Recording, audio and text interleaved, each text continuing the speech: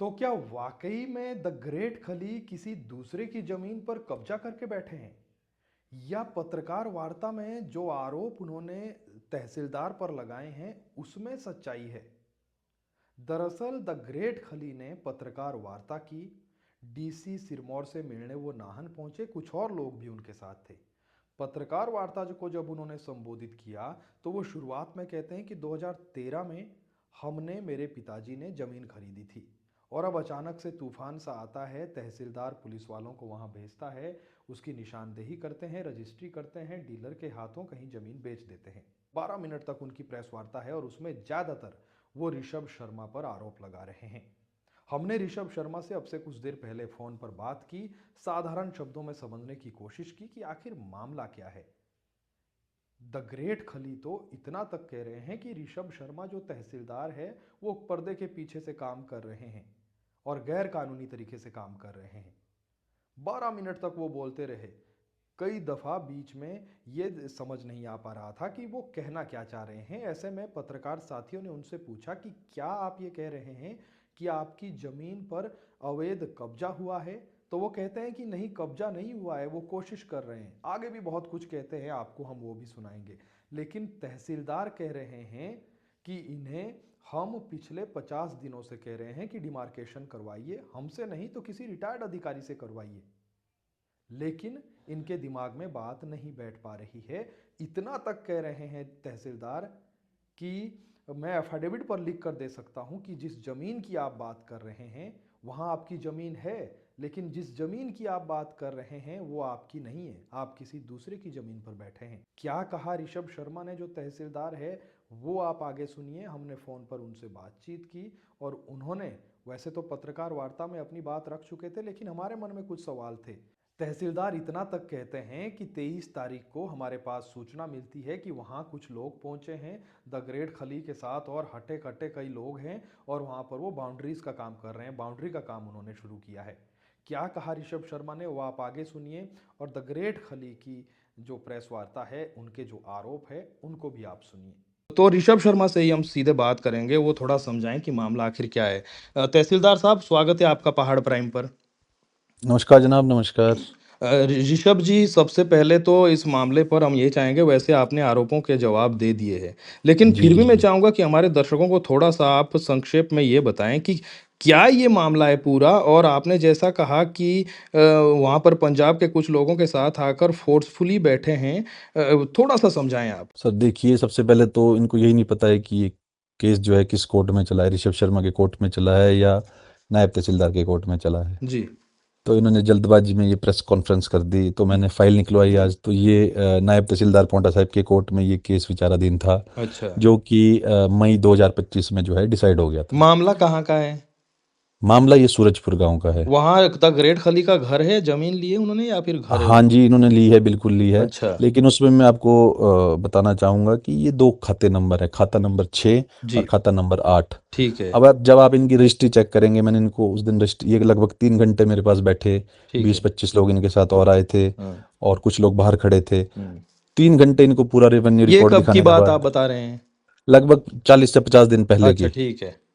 तो हमने इनको समझाया, पूरे हाँ। कागज दिखाए कि ये केस मेरे कोर्ट में नहीं है। हाँ। आप या तो नायब तहसीलदार के पास, या आप अपील दायर कर सकते हैं इस विषय में। जी।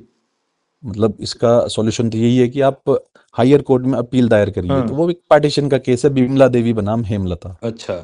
खाता नंबर 6। अब जी। ये क्या है, अब हमने इनको कहा कि आप अपनी डिमार्केशन करवाइए, हाँ। आपको आपकी बाउंड्रीज पता चल जाएगी। हाँ।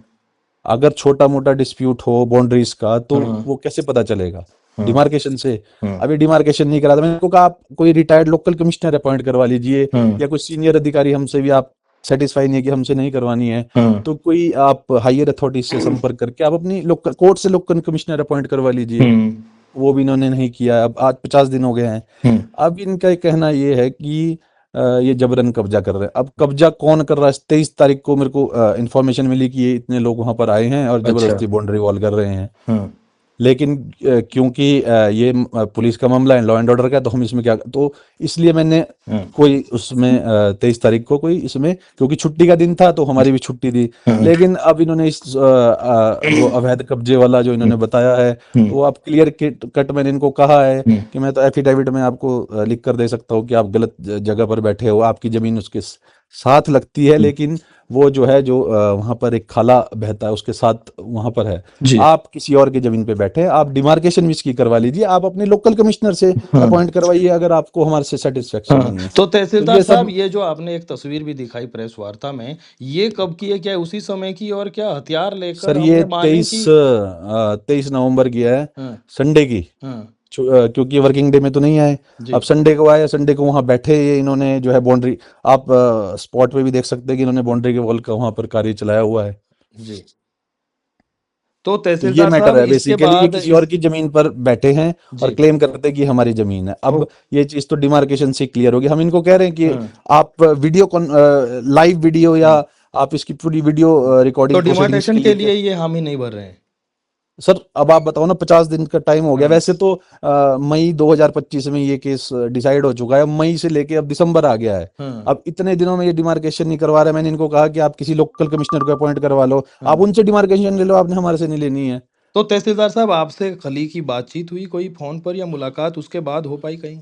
देखिए सर, पहले फोन पे बातचीत हुई थी तो हमने हम्म, उस दिन प्रोसीडिंग्स रुकवा दी थी कि अब इनका ऑब्जेक्शन है, ठीक है। क्योंकि ये बाहर थे तो इन्होंने कहा मैं आऊंगा, तो ये हाँ, आए भी मेरे पास। जी, लगभग 2 से ढाई 3 घंटे ये वहाँ ऑफिस में बैठे रहे। हाँ, तो पूरे कागजात मैंने इनको दिखाए, क्योंकि ये मेरे कोर्ट का मामला नहीं था। जी, तो जिस कोर्ट का मामला था वहां से फाइल मंगवा के इनको दिखाई। तो जी, अब इनको ऐसा लग रहा है कि जी ये जो जमीन है ये हम्म, हम जबरदस्ती इनसे छुड़वाना चाह रहे हैं। अरे भैया, आप डिमार्केशन करवाओ। हम्म, आप एक इंटरनेशनल फेम हो, आप भी हम्म, एक अफसर हो, हम्म, आप भी लॉ को जानते हो, हम भी। हम्म, अगर हम गलत हैं हम्म, तो हमारे ऊपर कार्रवाई होनी चाहिए। मैं तो साफ कह रहा हूँ। जी।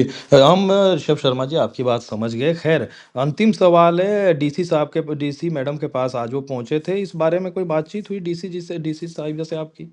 हमने कोर्ट का जो रिकॉर्ड है वो मैडम को भेज दिया है, जी, और जो भी इसकी इससे संबंधित फाइल है वो हमने हाँ, भेज दी है। जी। ठीक है तहसीलदार साहब, आपने समय दिया इस वक्त, आपका थैंक यू बहुत सर, धन्यवाद। Thank you very much, okay. Thank को नमस्कार हमारे हिमाचल भाइयों को। और हिमाचल में मोस्टली आता रहता हूँ, जब भी टाइम होता है तो मैं मोस्टली आता रहता हूँ। लेकिन आज आया हूँ मैं क्योंकि हमने कुछ जमीन ली थी, मेरे फादर ने जमीन? पाउंटा साहब में 2013 में।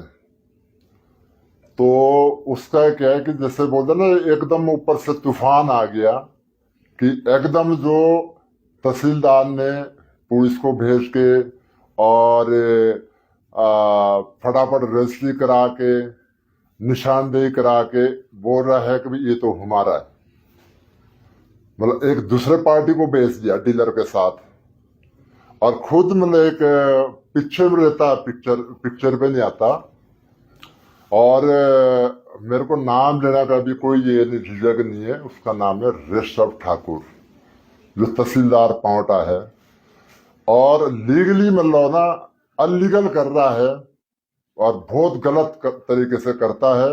खुद पीछे रहता है, अगले बंदे को, एक बंदे अगर हम जाएंगे, हमारे लोग जाएंगे तो उनको कोई पेपर नहीं देगा, लटका के रखेगा, कोई नहीं आज तो वहां है आज वहां है।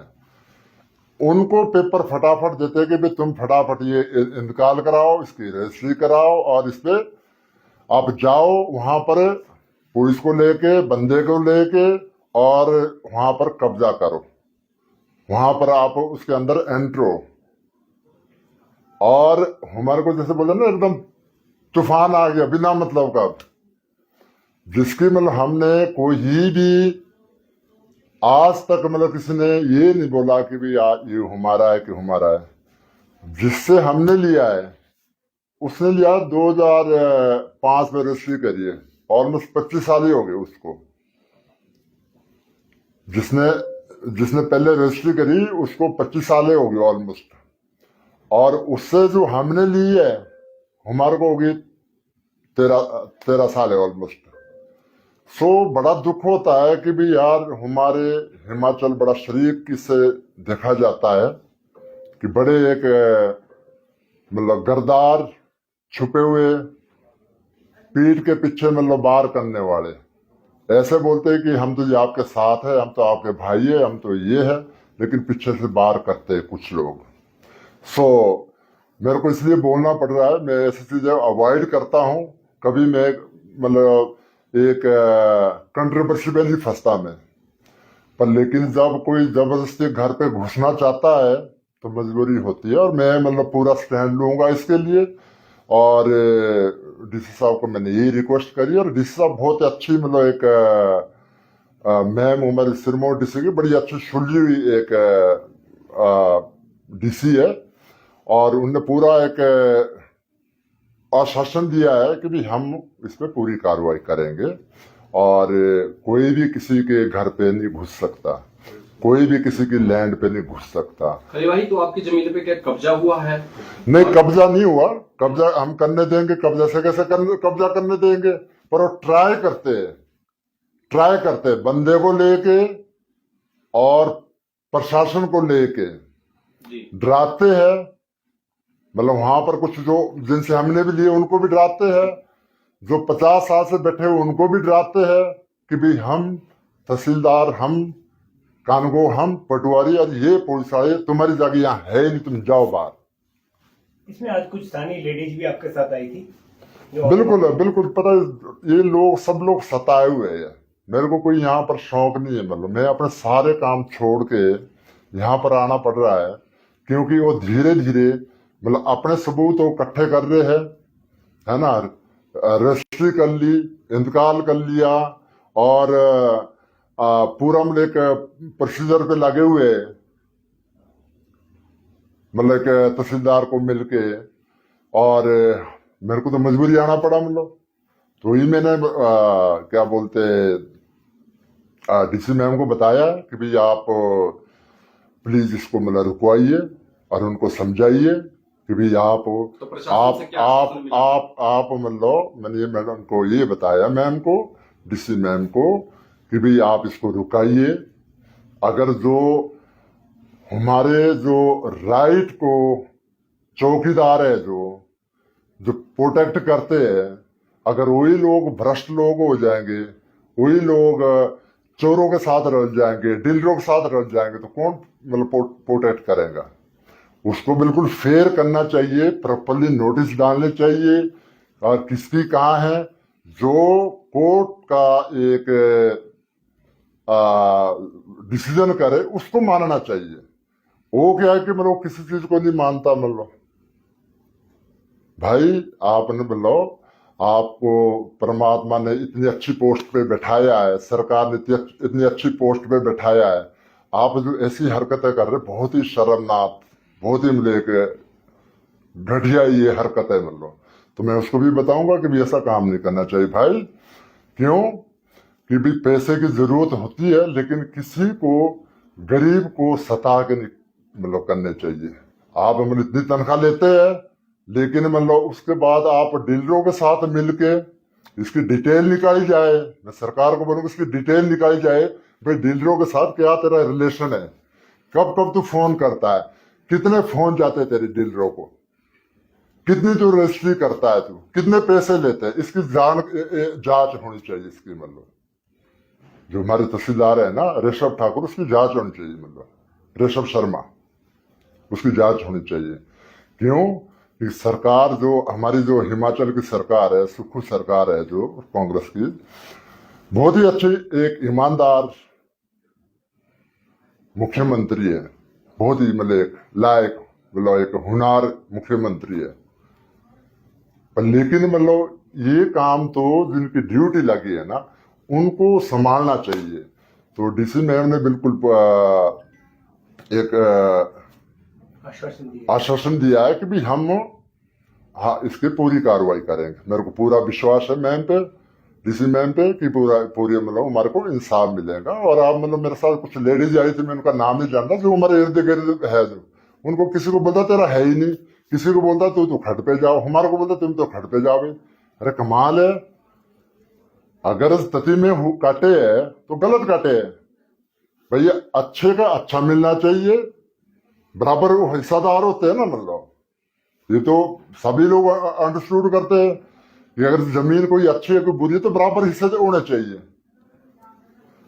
जिसने भी किया है कि भाई बराबर होना चाहिए, मतलब बराबर होने चाहिए, है ना। और ये मतलब जो तहसीलदार साहब है उनको मतलब मेरी हाथ जोड़ के अभी भी निवेदन कर रहा हूँ कि भी अपनी हरकत से बाज आ जाए, मतलब कि अपनी जो लेडीज है ना, अपनी हरकत से बाज आ जाए। मैं उनको अभी यही बताना चाहूंगा। सो ये लेडीज है, इनसे हमने लिया और इन्होंने इनसे लिया, है ना। और इनके घर वाले फौज में थे, विधवा औरतें हैं ये? नहीं, बेटे हैं हमारे। बेटे फौज में? जी, आप तो विधवा हो ना? इनका भी बेटा, मैं विधवा हूँ। मैं भी, ये भी मेरा पति एक्सीडेंट से खत्म हो गए थे बहुत साल पहले। इनको भी परेशान किया जा रहा है और कह रहे हैं 50 साल से जमीन बीज रहे हैं, फिर कह रहे हैं इनको भी खाली करो। ये तो अगर ये भाई जी नहीं होते ना यहाँ पे, तो हमारे को अभी तक निकाल चुके होते। हमारे को इनकी सपोर्ट मिल गई है थोड़ी, तब हम थोड़े बचे हैं। मैंने लहसुन लगा रखा है, सब कुछ लगा रखा है खेत में, वो ही हमारा रोजगार है। जो कितने साल से जमीन आपके नाम है? मेरे नाम, आपके नाम? मेरे सन 1953 की है मेरी। बताओ क्या बोलता पटवारी की बंजर जमीन है ये? हाँ, बंजर जमीन है ये। अरे कमाल है यार, मतलब बंजर जमीन कैसे हुई भाई? मतलब बंजर में चढ़ा देते हैं, बंजर बीज रहे हैं हमको। हम 29 तारीख को स्नाक में ये बोल दिया कि इसमें कुछ नहीं हो रहा है, ये बिल्कुल खाली जमीन है। ये मेरा कहने का मतलब है, जो मैं बोल रहा हूँ ना, तहसीलदार को इसकी इंक्वायरी करनी चाहिए। फिर बंजर है, गिरदौरी चढ़ानी चाहिए बकायदा, मतलब और 25 अक्टूबर को गिरदौरी चढ़ानी चाहिए ना उसको। चढ़ाते हैं गिरदौरी गल चढ़ाते हैं, मतलब जहाँ फसल है उसको बंजर दिखा रहे।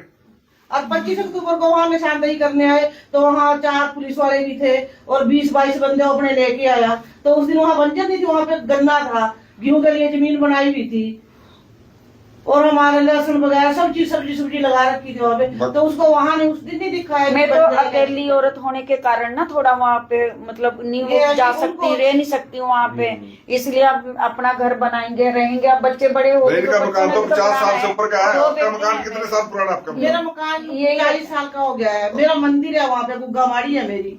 और वहाँ कह रहे हैं इसके बीचों बीच आप हमारी है। मेरे गुग्गामाड़ी को बांटने के लिए कह रहे और मेरे घर को भी कह रहे कि ये भी तेरी जमीन में नहीं है। अब बताओ कि जो कि मेरा इतना पुराना मेरा कब्जा है, मेरा कब्जा क्यों? नाम भी आपके? 18 बीघे जमीन और जो नीचे जो इसने खरीद दिया वो खुद मेरे नाम थी और मेरा ससुर बाय करता था। उससे बाद मेरे पति ने बाई वो जमीन। अब मेरा बेटा बारा उसको धोखाधड़ी कर रहे और अविनाश ने किया सबसे बड़ा धोखा हमारे साथ। अविनाश की जब मम्मी पूरी हुई तो हमारे पास उसका 10 सर्टिफिकेट नहीं दिया। जब पटवार खाने में आया तो पटवार खाने में हमारे को किसी ने तला नहीं दी। उसका हम 1/4 हम उसको बटाई दिया करते थे और लिखा गया जब पहले 48 गुना चढ़ा हमारा पहले, तो उससे बाद ये लिखा गया था भी जो ये गूंगी बहरी थी वो और लंगड़ी थी जो उसकी अविनाश की मम्मी थी, तो कह कि इसकी जमीन आपके नाम जब चढ़ेगी जब इसकी डेथ हो जाएगी। डेथ से बाद हमारे को किसी ने कोई तला नहीं दी। ये तला देते तो हम अपने नाम चढ़वा। सबसे बड़ा कारण तो है कि गलत तरतीब में काटे गए हैं और जो जगह है सबको बराबर, जहां पर मुश्तरका खाता है तो सबको बराबर आनी चाहिए। तो इनको कह रहा है अपनी अपनी अच्छी जगह जो उन्हें अपने नाम करवा ली मिलके, मिली भगत करके, जो अच्छी जगह बुझायु जगह इन्होंने 50 साल में संघर्ष करके खड्डों को मिट्टी भर के पैसे लगा के अपने पैसे लगा के एक सरी करी थी, उसको अब वो लोग कह रहे हैं तुम वो ये हमारी है, आप लोग खड्डे में जाओ। देखो ये पता है, मोटी सी बात ये है कि जो अपना जो तहसीलदार है ना, वो अपनी पावर को मिसयूज कर रहा है। देखो उनका काम है मतलब एक जस्टिस देना, मतलब बराबर बांट के देना, मतलब वो उसी पे ही मतलब वो बना हुआ है, मतलब वो हाई कोर्ट भी हुई, फैसला देने वाला भी हुई, तहसीलदार भी हुई, डीलर भी हुई, सब कुछ वही है। जो दिल करेगा वही मतलब होगा। हम कागज मांगते हैं, कहते हैं आज निकल आना परसों आना, उनको दूसरी पार्टी को तुरंत मिल जाते हैं, कागज भी नहीं मिलते। तो सर अल्टीमेटली जो आपने जो मांग रखी है वो ये है कि इसकी फेयर जांच होनी चाहिए, चाहे प्रशासन हो चाहे। भाई हमारी मांग यही है कि भाई हमारे जमीन पे ना घुसे, हमारी जमीन पे ना घुसे। आपने जहाँ मर्जी करना है, हमारी जमीन है उस पे ना आए, जो मर्जी, ठीक है। और अब हमारी गिरदौरी चढ़ाए कि भाई ये यहाँ पर ये गन्ना है या धान है या मतलब गेहूं है, क्या है, मतलब वो चीज की गिरदौरी चढ़ाए, मतलब वो चढ़ाते ही नहीं हो।